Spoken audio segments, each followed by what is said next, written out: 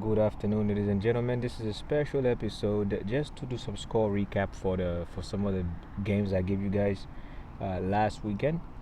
And since the weather is good, uh, in the famous word of my one of my favorite lyricists of all time from the Bay Area, you should be getting it while getting is good. Shout out to Too Short. Anyway, can't say the other stuff on here, but I'm going to review some of the scores that we had over the weekend. And I gave you guys Napoli versus Calgary, and I hope you guys collect of that game.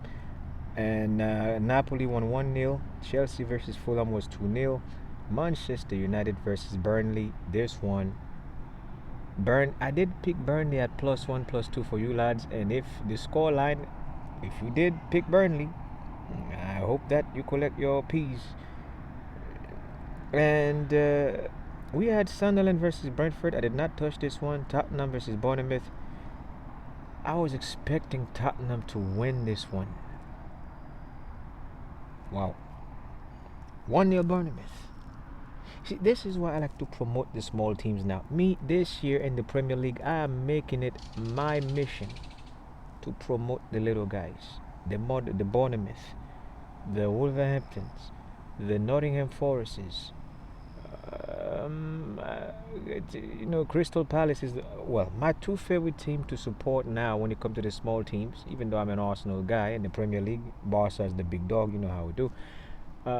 Crystal Palace, like I always say, now I'm gonna put on the social media pages. We should put indict Crystal Palace in the top 10 teams, not only in England, across all the top 6 leagues in the world. They've put in the work to earn their position in that top 10. Anyway, stats speak for itself. We had Wolverhampton versus Everton. Jack Grealish, you know what? This is a lesson to Pep Guardiola. You see, the Almighty of the universe, because I make sure like I reach all the audiences, because some of the people who watch this are not religious. But Jack Grealish and Kevin De Bruyne is the perfect definition of what we call karma for what I have suffered at Barcelona under Pep Guardiola when he expelled Ronaldinho of all the hard work that he did from 2001 to 2008, the way he was kicked out of Barcelona. I always prayed that one day this would happen to Pep Guardiola, where he lose 2 of his gems in 2025. This is like karma, poetry in football. He lost Kevin De Bruyne. He lost Jack Grealish. Now, funny thing is, on his first game in Italy, Kevin De Bruyne scored for Napoli. Jack Grealish's first 3 games as an Evertonian, 4 assists. Pep Guardiola, your reign is ending. Because you are too sensitive. Like an areola on a pair of welcome to Liverpool's Wonderland. La la la la. You see, I'm not a Liverpool fan, but guess what? I'm enjoying every bit of this, even if Arsenal have to suffer. As long as we end the era of Pep Guardiola, I am all in. Let's continue with the score lines. Newcastle versus Leeds United. Well, we all expected Leeds. I did pick Leeds United. Remember, I did pick Leeds. I said pick Leeds at +1, +2. Why did I do that? Because I knew that Newcastle was going to have lack of firepower. And what happened? Precisely that. No strikers. Visa was introduced to the crowd, but he did not suit up in time to play. It's about to be one heck of a season for Newcastle.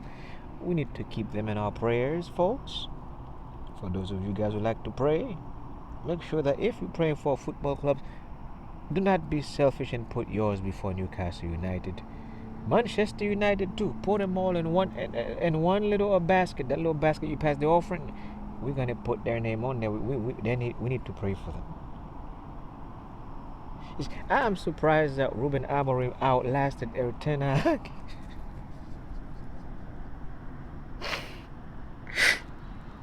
Meanwhile, I got my own problem in North London with Mikel Arteta. But anyway, and do not throw stones if you live in a glass house. Let's continue. And then let me see here in this Serie we had Parma versus Atalanta. Disappointed scoreline from Atalanta. You were supposed to win this game, but unfortunately it did not go your way. Bologna 1-0 over Como. Again, we already touched Napoli. And La Liga. Don Diego Simeone. Red alert. Red alert. I said red alert. Red alert for Atletico Madrid. Diego Simeone, this might be your last season too. Why? Never in the history of Los Colchoneros, they started 3 games in La Liga where they have not won any of them. This has never happened before. For the first time that Atletico Madrid have lost 1 and draw 2 games. And the most recent score, I think, is Deportivo Alaves, which we expected them to win. A stone cold draw of 1-1. It might, but the thing is about Diego Simeone, if you lose your job, you will take a sabbatical like Luis Enrique, okay? Because why? We got the Arsenal job waiting for you. So you and Andrea Berta know each other already, right? So it shouldn't be hard to hire you at Arsenal, bro. I'm just waiting for Mikel Arteta to fall. Oh, Pep Guardiola and the student / spy. But anyway, what it is, huh? And then we had Oviedo versus Sociedad, 1-0 over Sociedad. Guys, I apologize for the scoreline. My job is to draw them up for you guys. That's why I'm going to reduce it down to 7 guaranteed teams. Just like I did last year when I gave you 5. This year I'm going to give you 2 more. So you're going to have 7 teams. I'm going to put 7 predictions for you guys every weekend until the season's done. I'm going to do my research for the top 6 leagues, for the Turkish League, Bundesliga, French League, Serie A, La Liga, and the Premier League to make sure that I come up with this statistic, with the predictions that make sense. And I will explain to you guys why you should place your bet or not on these teams. Anyway, let's proceed. A scoreline that was a bit shocking was Girona versus Sevilla. 2-0 Sevilla. Completely outclassed Girona. If you follow Sevilla, this is a good scoreline. But if you do follow Girona, you should be concerned about your club for relegation purposes, because it's not good. They expect big things from you guys this year. And as for Real Madrid, I did write a post. I believe it was on Twitter. I forgot which one. I did say show a little sympathy for the devil. People were like, "Oh, so you back supporting Madrid?" I said, no. You think I don't have respect for Real Madrid? No. On the contrary, I do have respect for Real Madrid big time. It's just that as a Barcelona guy and an Arsenal guy, why should I not admire greatness? I don't have any beef with Real Madrid unless there's El Clasico going on. I respect what they've done in history. I'm jealous. They got more trophies than Barcelona. They got double the trophies that Arsenal have domestically. Why should I be upset with that? My job is to learn from that. Take what I see from them at La Castellano and pass, well, if they do listen to what I have to say, pass it down to the people who can speak to the lads at Arsenal and Barcelona. Well, as for Barcelona, we don't need to watch what they do because we have a better academy than them. Because all Madrid does is buy players. They don't really grow them. At La Masia, we make him every 2 seconds. As I'm speaking right now, there is a woman giving birth at La Masia to a As I'm doing this vlog right now, bro, there is a young lady in our medical room at La Masia giving birth to the next Lamine Yamal, okay? So, Barcelona, we're not strangers to superstars. We make them. It's Madrid who don't make superstars.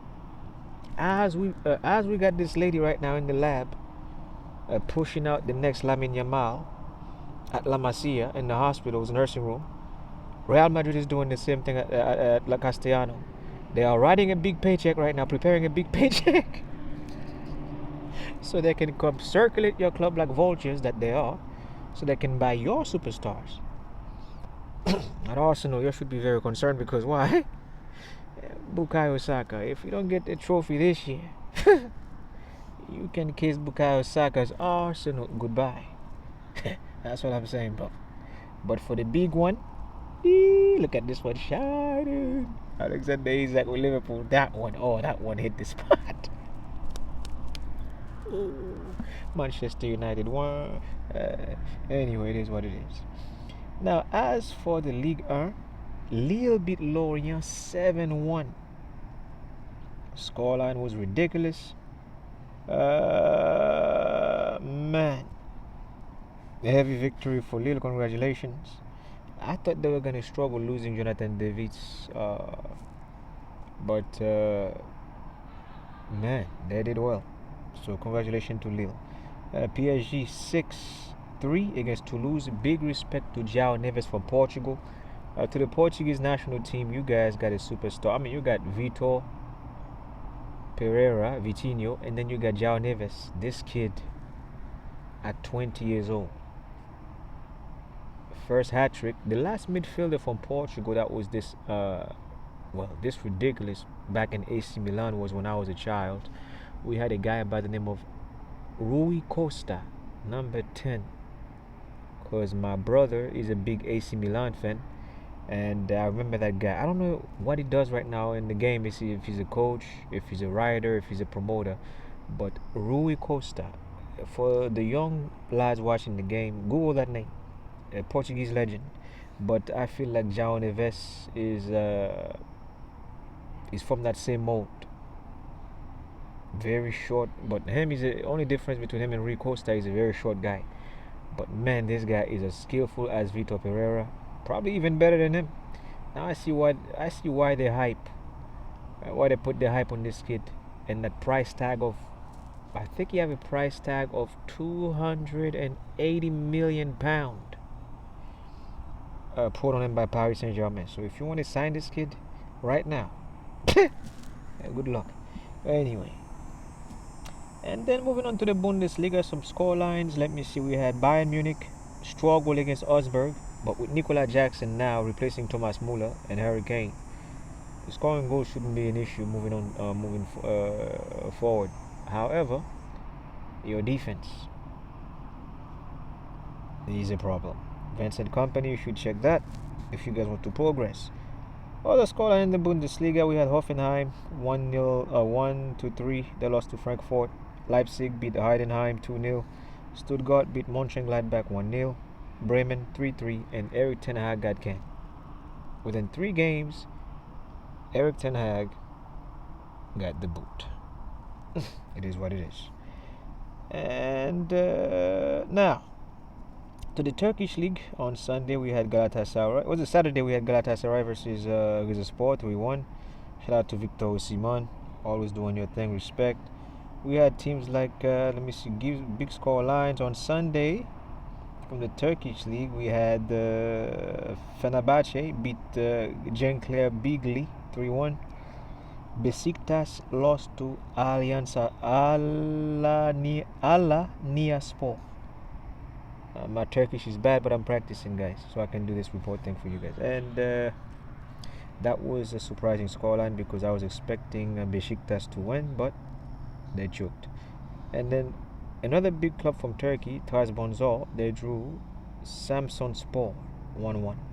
So if you're looking at the table right now in the Turkish league, so at 62%, the leader of the league right now is Galatasaray, 12 points.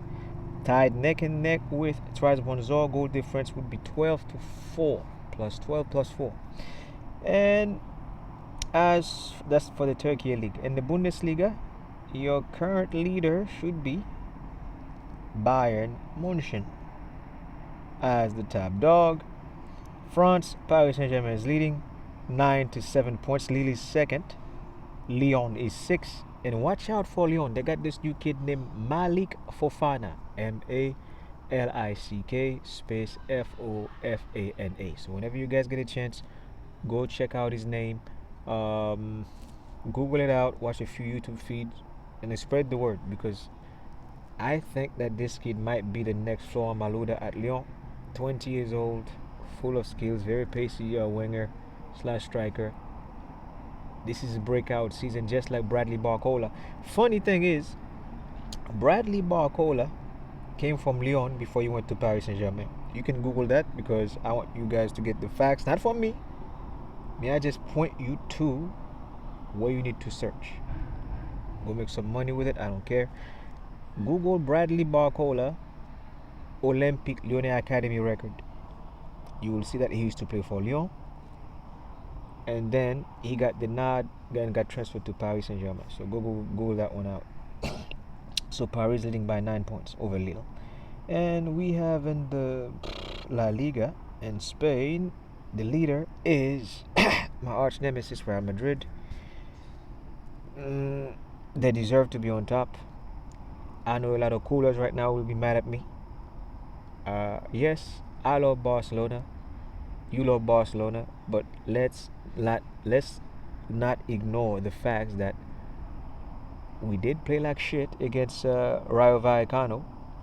We deserve to be in the 5th position at 6 points right now. Hansi Flick, you need to wake this team up, especially Mr. Marcus Rashford, because apparently you are at Catalonia on a loan with option to buy, and I'd rather offer you to Dubai so you can go play for Al Hilal in them. Because why? I'm not getting my money's worth. And 3 games, 0 goal and 0 assist. Yeah. So we need to remove that option to buy from your loan clause and put you on them planes and send you to Dubai, bro. Because we not Barcelona have what we call standards. Real Madrid leading now with 9 points, with Atletico Bilbao second, 9 points. Goal difference is 5-4. Third is Villarreal with 7 points with Nicolas Pepe, another ex-Arsenal player doing his thing. And Espanyol is fourth.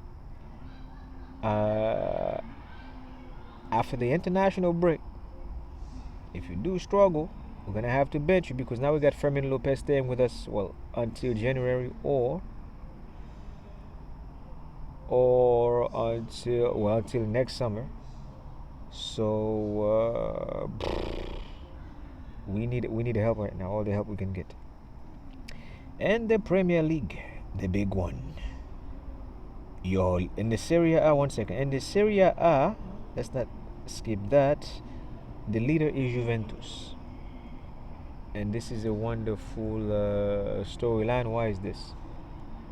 Juventus was trying to get rid of Dusan Vlahovic the whole summer. Oh, he's up for sale. Guess who is bailing Juventus out of every games now with the celebration? Dusan Vlahovic. Thanks to him, they are top of the league, 6 points. Napoli is second with 6 points. Cremonese, 6 points. Roma, 6 points. What can I say? The old lady's back. Or are they? But Inter Milan is stuck at 6 with only 3 points collected. Ooh, that's terrible. Anyway, it is what it is. You were the defending champion 2 years ago. You got dethroned. And Juventus is starting to make a comeback. That's all I got to say. As for the Premier League, the number 1 team is Liverpool, of course, with 9 points. Chelsea second. Remember, I did tell you guys Chelsea was going to be dangerous in the beginning of the season. Go back to my old videos in the preseason after they won that World Cup thing. In the stateside, I said, man, this Chelsea team is going to be annoying. Why? They're fresh. And that midfield already have like 2 years playing with one another. They've developed that chemistry already. Chelsea don't have big name defenders, but their midfield is strong enough to cover that hole they have. If you look at the Premier League right now and all the top teams, I believe that Arsenal is the most equipped among the top 5. Tottenham, Liverpool, Manchester City, Chelsea, and Arsenal. No disrespect to those I did not mention.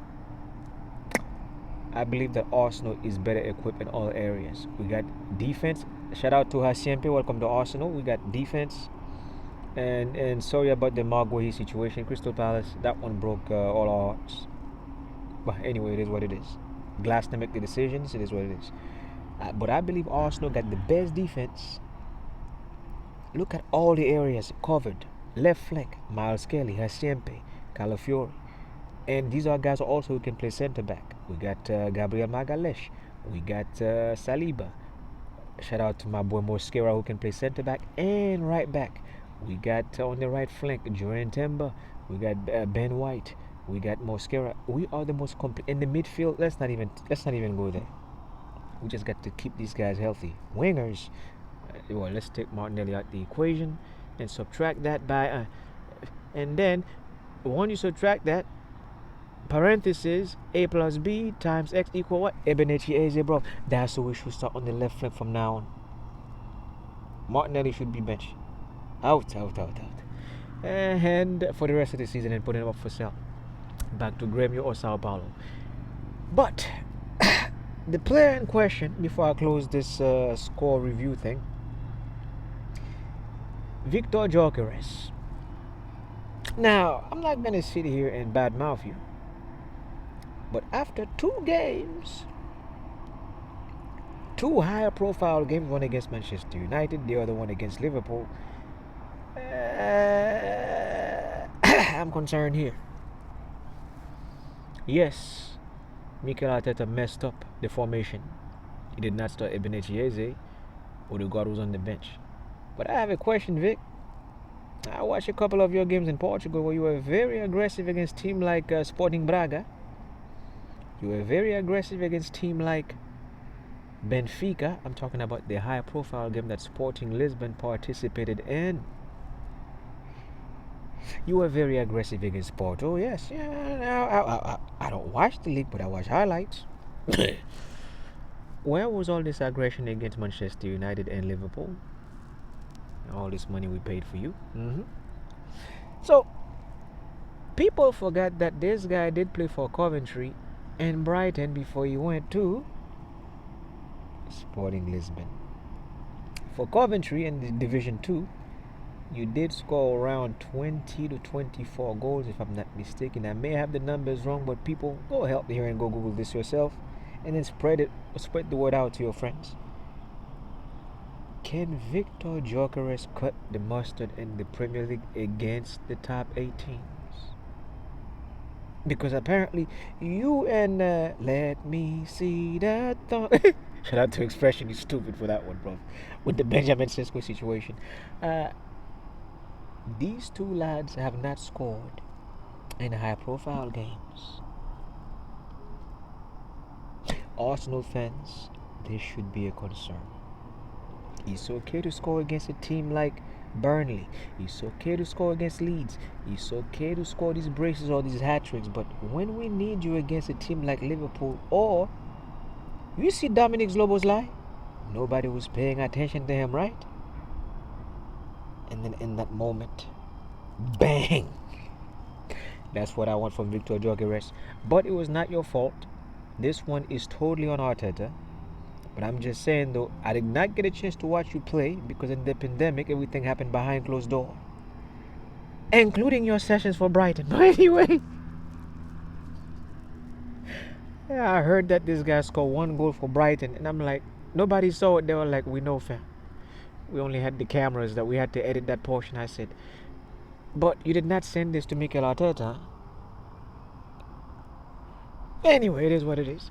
I just want to motivate my striker. I have nothing negative to say about Victor Gyökeres. I'm just saying that this is raising an alarm. 3 games already into the season for a player that we pay a lot of money for. United, you did not even take a single shot, bro.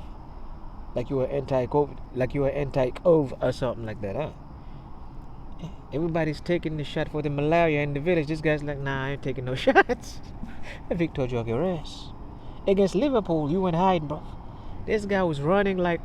You guys seen the movie Commando with Arnold Schwarzenegger when he was when he came from the beach? He was running like... This guy's running like a rugby player. I'm like, yo, Vic, Van Dijk is not that fast. This man made Virgil van Dijk look like prime Usain Bolt chasing goals. You're gonna have to drop some of the weight. Limber yourself a bit. You're too muscular. We are playing football, not preparing for Mr. Olympia, bro. Alright? Dish the weight. Like you were being chased by Trump's naval ships in Venezuela. But anyway, I don't want to get in trouble with my doo-doo. But anyway, what I was saying is, look here, bro. You have a reputation to uphold. In Europe. But you are playing now in Great Britain, bro. Where the league is completely merciless. People say, he's the highest goal-scoring striker in Europe. I say, I know. But do you realize the Premier League is in Great Britain? But anyway, you have to take the tunnel across the bridge to get to England, alright? What you did in Europe and Portugal is highly respected. I respect that. But in the Premier League, bro, it is unforgiven. I repeat, unforgiven. If you don't believe me, go ask Andrei Shevchenko. Go ask the Chelsea version of Fernando Torres how unforgiving this league is. Go ask Ruud van Nistelrooy 2006-2007 season how ruthless this league can be. Okay. Go ask Mataji Cashman at Chelsea 2003-2004 how ruthless this league can be. Go ask Adrian Mutu how ruthless this league can be. Oh, that league had Adrian Mutu so nauseous just to repair his mind before he went to Fiorentina. This man had to do a bag of arm and arm. But anyway, Mr. Jorge, you're in the prime time now. All eyes on you. Now, we're not gonna judge you for the next 3 games because we're playing light featherweights. But in the next high-profile game, we are going to need you to step it up. Okay, Buttercup? That's all I got to say for this episode. Like I said, 7 games. That's all I'm going to give you guys this season. Every weekend, 7 games. So you can take your chance. Who knows? This might be a season to get whatever was meant for you. Again, Mr. 70 to 90% here, saying that enjoy your 2-week holidays. I know I will, but I will be going mad on stats. That's my job. And by the time that we resume in 2 weeks, I'll have the 7 teams ready for you guys. And one thing I want to do is, when I pick the 7 teams, I don't want to pick teams that are obviously going to win. I want to make sure this year I earn the points. I'm going to focus on the teams like the Real Betises, the Crystal Palaces, the Leeds United. So that way, you guys who are expert, because I know you guys are smart, you guys will merge them and do parlays with the big teams like the Cities, the Madrids, the Barcelonas, the Bayern Munichs. So the small teams is what I'm really going to work on starting this week, the next 2 weeks. So that's all I got to say to you guys. And I wish me luck, and I wish you guys the best of luck. You love football, I love football, because I have a lot of things to cover, like college football, NFL is coming up, big boxing match coming up, so I have to really focus on these things. But guess what? When it comes to football, it's mi corazón, so it's the heart. So I do this from the heart for you guys. So it was a bit lengthy today. I wanted to do this thing for like 10 minutes, but thing is, I'm so passionate about doing this, so that's why I kind of like stay over like 20 minutes. But I guarantee you, when I do my episode, I will not take any longer than 15 3 times, so I can just drop this and go on about my business. So that's it, folks. Enjoy the long weekend. Well, for football fans like us, it's a long weekend. These are not weeks, these are weekends. So I'll see you guys in 2, and I'll have your 7 teams ready for you guys. And that's it. Arrivederci, and I'll see you guys next time. Right? Bye bye, ciao.